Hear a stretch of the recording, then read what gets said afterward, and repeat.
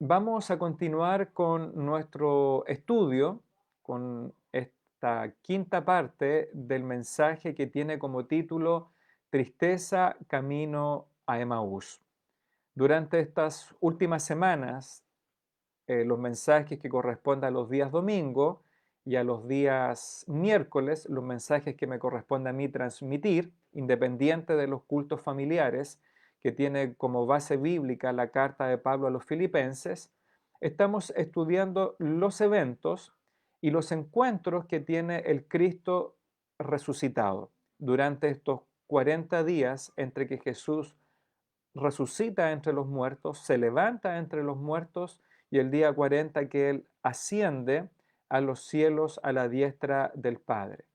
Durante estos 40 días, donde el Señor Jesucristo tiene como ministerio, como propósito y como trabajo servir a los apóstoles y a los discípulos que siguen a Jesucristo, que son por lo menos más de 20, como lo registra el libro de los Hechos, el Señor Jesucristo resucitado tiene el propósito el gran propósito y la gran tarea de encomendar a sus seguidores que vayan y prediquen el Evangelio a todas las naciones del mundo y a todas las personas del mundo.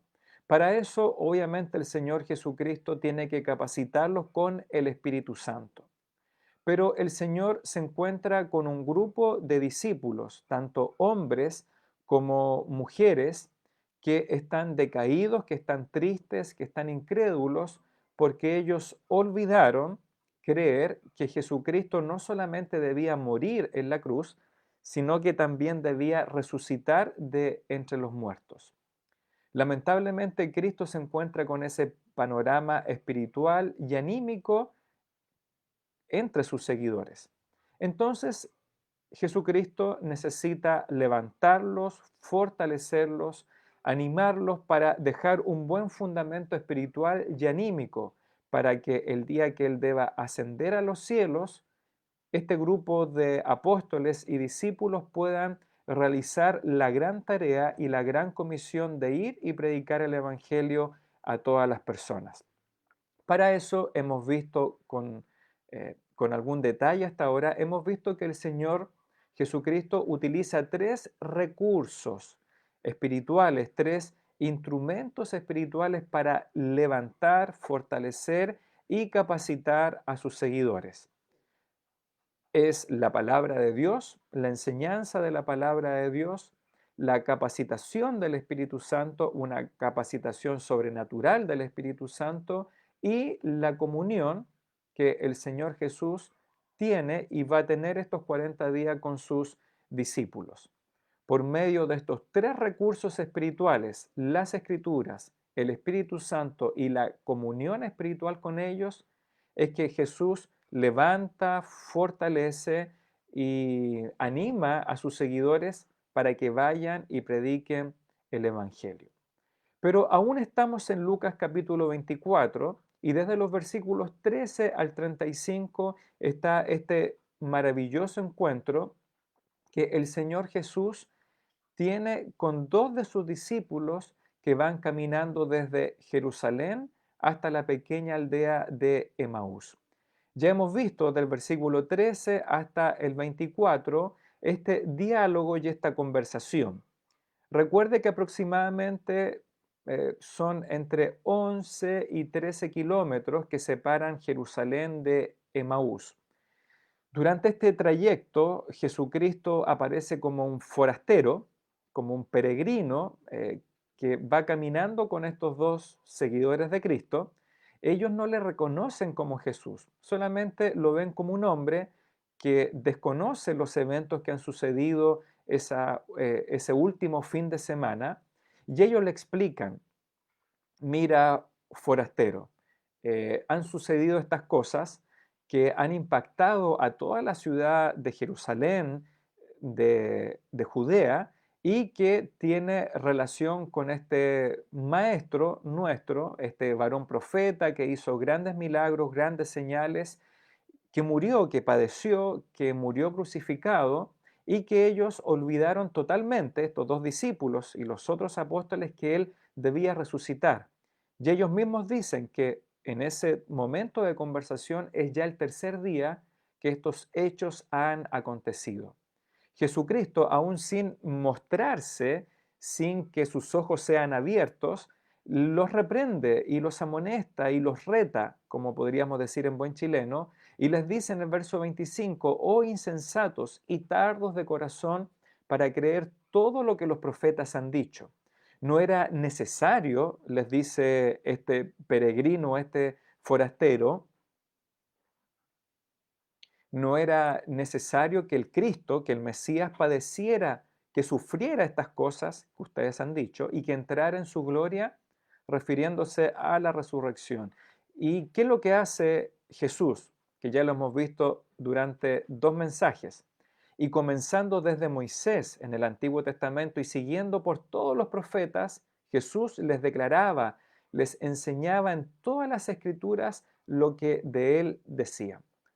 Recuerde que el Señor Jesucristo va a utilizar tres recursos espirituales para levantar, para animar y fortalecer a sus seguidores. Y aquí está utilizando uno, que es el primero, que es las escrituras, o que son las escrituras del Antiguo Testamento que los judíos llamaban el Tanakh.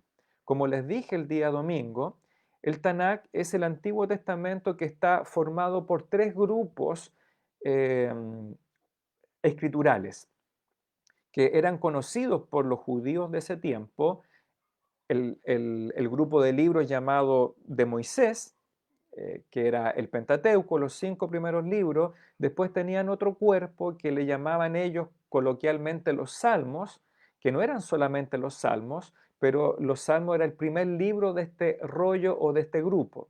Y finalmente era el grupo de los profetas, que abarcaba a todos los escritos, tanto de los profetas mayores como de los profetas menores.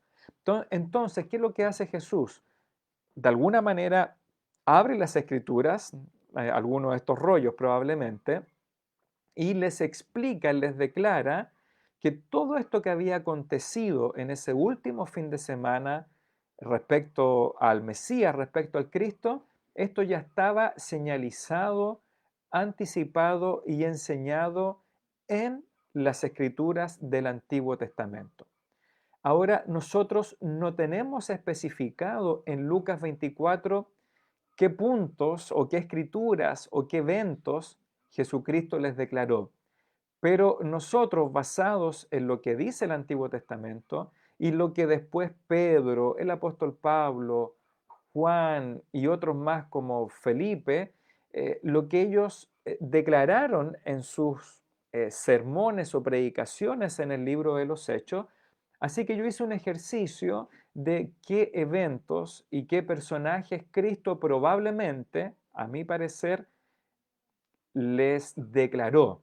Y yo creo que sin duda les declaró los pasajes del Tanakh o del Antiguo Testamento que ya les dije el día domingo. Por ejemplo, la simiente de la mujer, la simiente de Abraham, eh, ese momento en que Abraham está a punto de sacrificar a su hijo Isaac en Génesis 22, las profecías que tiene Isaías respecto a este hijo que nacería de la Virgen, Emmanuel, Dios con nosotros, este niño e hijo que iban a ser también allá en Belén, según Miqueas, todo lo que tiene que ver con las profecías a David y su hijo, que iba a sentarse en el trono de Jerusalén para siempre, según el libro de los Reyes, de las Crónicas, todo el sistema sacerdotal levítico, el sistema de los sacrificios mencionados en Éxodo, en Levítico, todo lo que hablaba respecto al tabernáculo y cómo todos estos sistemas, estas estructuras sacerdotales y sacrificiales apuntaban y señalizaban a la persona de Cristo. Creo también que debe haber tocado el Señor Jesús o haberles declarado todos aquellos salmos mesiánicos, aquellos salmos que anticipaban los sufrimientos y las glorias también del Mesías que habría de venir y así sucesivamente. ¿Qué es lo que revelan o manifiestan las palabras de las escrituras del Antiguo Testamento? Según lo mismo que enseñó Jesús en su ministerio terrenal, lo que enseñó Pedro y Pablo, es que las palabras del Antiguo Testamento enseñan el Evangelio de Jesucristo. ¿Y cuál es este Evangelio? Que Cristo padeció, sufrió hasta morir crucificado por nuestros pecados y que Él resucitó de entre los muertos para nuestra salvación. Esto es lo que fundamentalmente y críticamente declaran las escrituras del Antiguo Testamento. Pero también yo me desvié un poquito e hice alguna aplicación el día domingo respecto a que así como Cristo abrió las escrituras del Antiguo Testamento y tuvo la capacidad intelectual y espiritual de enseñarles desde el Antiguo Testamento todo el Evangelio, el verdadero Evangelio, así también nosotros, los creyentes del siglo XXI, usted y yo, debemos también tener la capacidad intelectual y espiritual de abrir las escrituras del Antiguo Testamento y declarar desde ahí el Evangelio de Jesucristo. Y no solamente tener la capacidad de predicar el Evangelio desde el Nuevo Testamento, que es lo que comúnmente hacemos, y obviamente lo más práctico y también de alguna manera lo más simple, dado que son eventos que ya sucedieron respecto a lo que Pedro o Pablo predican. Pero nosotros, al igual que Cristo, o al igual como lo hizo Felipe en Hechos capítulo 8, deberíamos ser capaces de tomar la ley, de tomar los salmos, de tomar los libros históricos, de tomar los libros proféticos, incluso los libros poéticos, y ser capaces de declarar desde estos textos bíblicos el Evangelio del Señor Jesucristo. El Espíritu Santo nos ha dado 39 libros como recurso, como fuente inagotable para enseñar la doctrina de la salvación. Y no solamente para enseñar la doctrina o la teología de la redención, sino también nos ha dado un sinnúmero de eventos, de personajes y de ejemplos que nos permiten ilustrar las verdades del Evangelio. Y no solamente ilustrar las verdades del Evangelio, sino que también nos permiten ilustrar vívidamente las verdades de la vida cristiana. Así que, tal como les exhorté el día domingo, al igual que este joven Timoteo, procuremos con diligencia, hermanos y hermanas, presentarnos a Dios aprobados, como obreros que no tienen de qué avergonzarse, que usan, que usamos, que trazamos bien la palabra de verdad. Y para eso, obviamente, necesitamos congregarnos, porque la iglesia es la fuente del discipulado cristiano y bíblico. El discipulado no es en sí un libro con 12 o 13 lecciones. El discipulado es toda la vida cristiana. Y en el único lugar donde seremos capacitados, y el único lugar, no es el único, pero el lugar aprobado por Dios para capacitarnos en el uso de las escrituras es la iglesia local. Los institutos, los seminarios, las facultades surgen como necesidad de instruir bíblicamente porque las iglesias locales no han cumplido ni cumplieron ese llamado a capacitar y discipular a los cristianos. Por eso su iglesia local es la llamada a capacitarnos para utilizar y para usar bien las escrituras del Antiguo y del Nuevo Testamento. Por eso, si usted quiere usar bien las escrituras, congréguese, escuche estos mensajes y si nuestra iglesia tiene la posibilidad de enseñarle como lo estamos haciendo los días lunes, aproveche esa facilidad. O si promocionamos otros institutos, como por ejemplo el Seminario Teológico Logos u otros por vía online, aproveche. ¿Ya? Quiero continuar entonces con la última parte de esta historia. Mientras Él, el Señor Jesucristo, en Lucas 24, por estos kilómetros de caminar, que si uno lo camina a tranco, a unos pasos rápidos y poder ir conversando, entonces no son muchas horas de camino. ¿Qué es lo que dice el versículo 28? Ahora vuelvo para leer Lucas 24, versículos 28 al 35. Continuamos con la historia, con esta tristeza camino de Maús, que ya no es tal. Llegaron, dice el versículo 27, déjeme comprobarlo bien. Sí, el 27 dice, comenzando desde Moisés y siguiendo por todos los profetas, Jesús les declaraba a estos dos discípulos en todas las escrituras lo que de él, de Cristo mismo, decía. Finalmente se termina el camino, se termina la travesía de enseñanza y llegaron a la aldea a donde iban, que era la aldea de Maús. Y Jesús hizo como que iba más lejos. Pero ellos, dice, le obligaron a quedarse. Es decir, le obligaron a quedarse con ellos, sino Jesús iba a seguir su camino. Es lo que está tratando de decir Lucas en estos versículos. ¿Y qué le dicen estos dos discípulos a Jesús, aún sin descubrir que era Jesús? Le dicen, y mire qué familiares, qué íntima esta invitación. Quédate con nosotros, porque se hace tarde y el día ya ha declinado.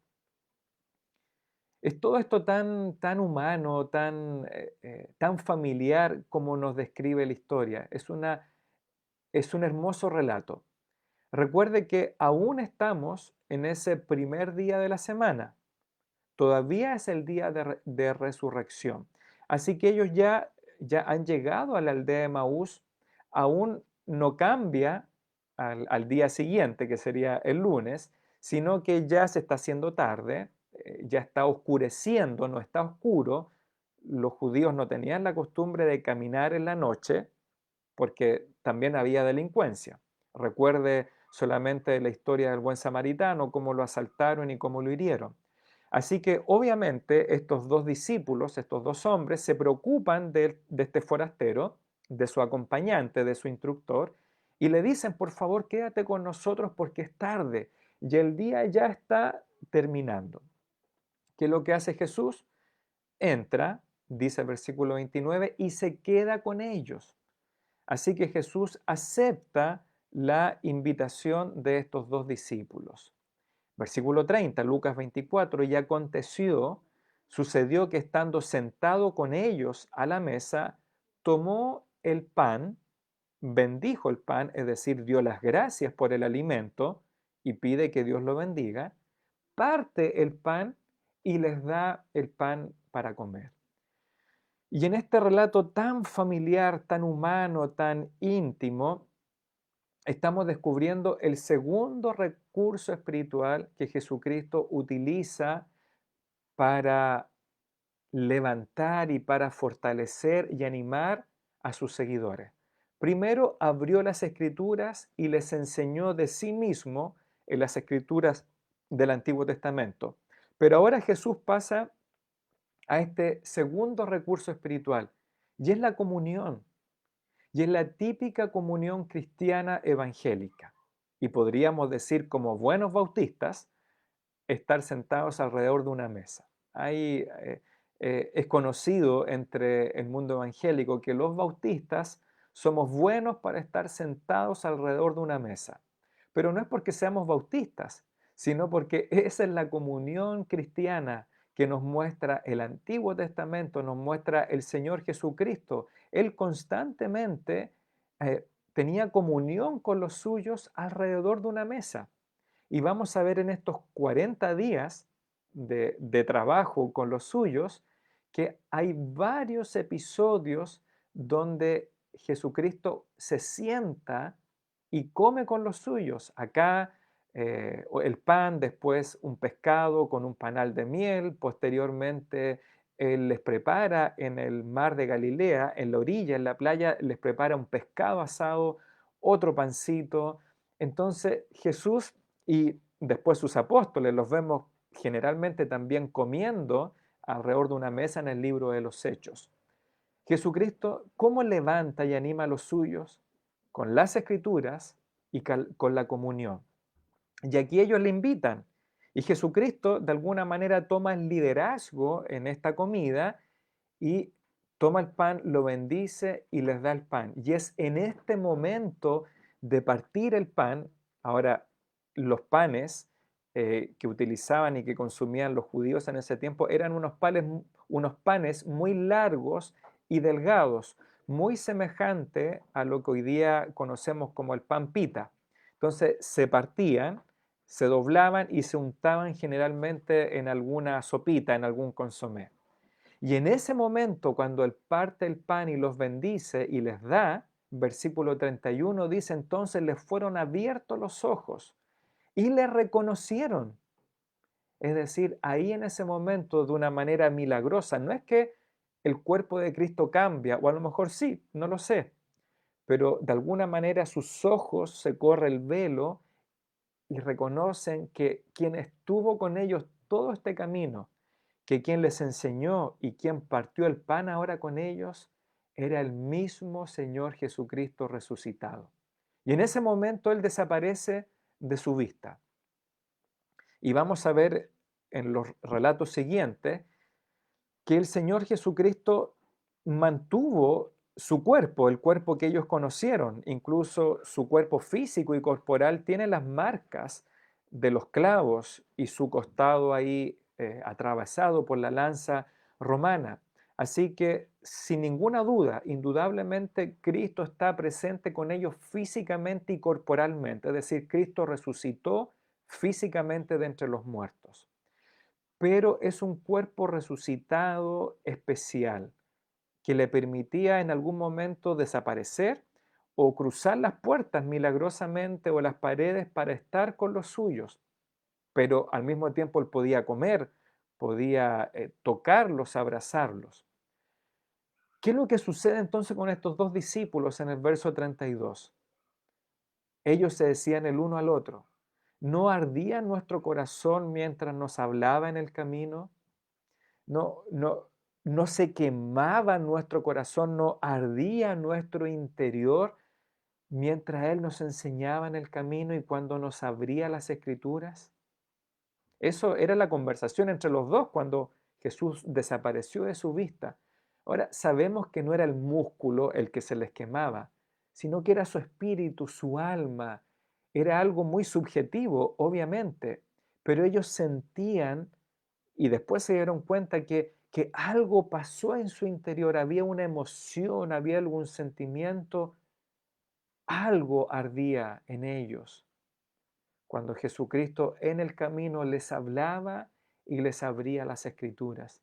Qué experiencia maravillosa. Yo recuerdo en el Antiguo Testamento al profeta Jeremías, que él habiendo sido llamado a proclamar la palabra de Dios, él en algún momento decía que si se negaba él a abrir su boca para hablar la palabra de Dios, dice que él se quemaba, que había un fuego por dentro que le quemaba de tal manera que para él era imposible callar las verdades de Dios.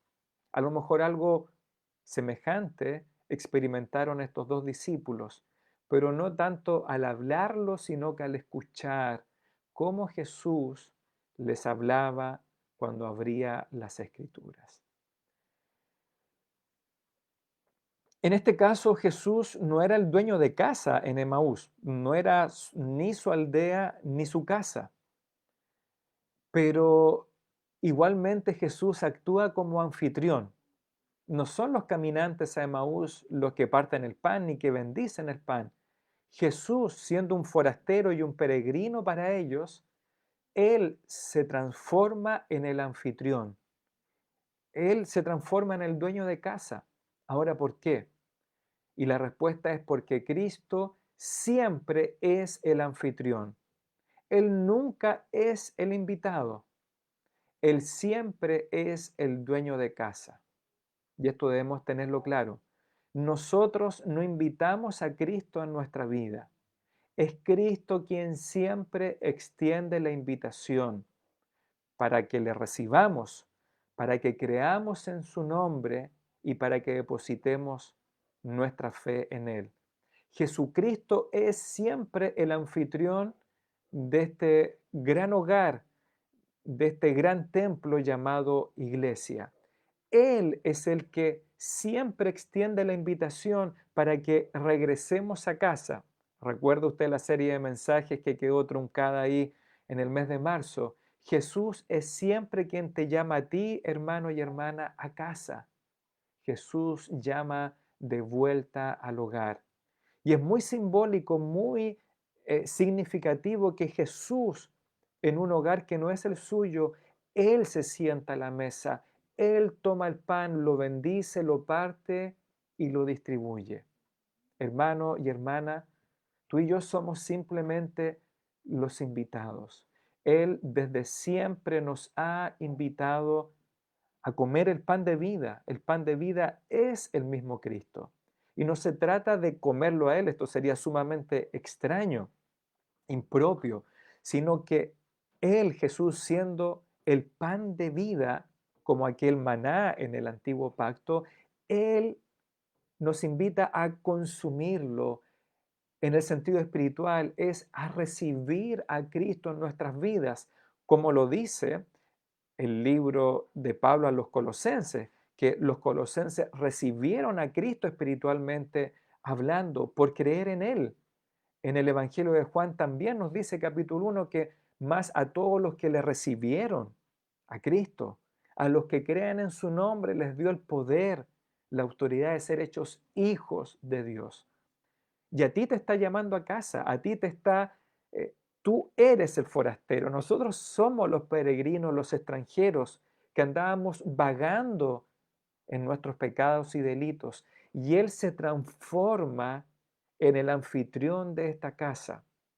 Y esto no es algo ilógico, es lo que dice el Salmo 23, versículo 5, lo recuerda el buen pastor. Él dice, el salmista dice a Dios, tú preparas mesa delante de mí en presencia de mis angustiadores. Unges mi cabeza o perfumas mi cabeza con aceite. Mi copa está rebosando. Exactamente, Dios Padre siempre ha preparado la mesa delante de nosotros. Y ahora es Cristo quien toma el pan, lo bendice, lo parte y lo distribuye a nosotros.